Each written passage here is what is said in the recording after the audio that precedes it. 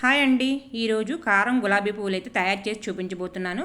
ముందుగా ఒక బౌల్ తీసుకొని అందులోకి 1 కప్పు వరిపిండి అయితే వేసుకోవాలి.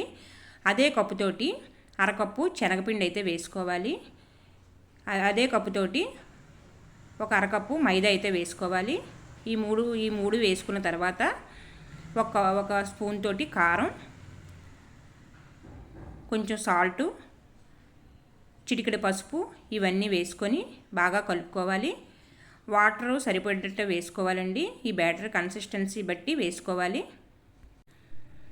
బీటర్తో కానీ గరిటతో కానీ బాగా కలుపుకొని ఉండలు లేకుండా చూసుకొని మనం అడ్జస్ట్ చేసుకోవాలండి. వాటర్ ఎక్కువ అవ్వకూడదు, ఎక్కువైతే కొంచెం పిండిని యాడ్ చేసుకోవచ్చు. నేను స్పూన్తో చూపించిన విధంగా స్పూన్కి అయితే కరెక్ట్గా అలా ఉండాలండి.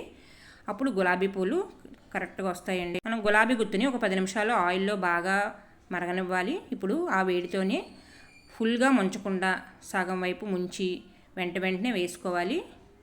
మీడియం ఫ్లేమ్లో అయితే బాగా వేగనివ్వాలండి.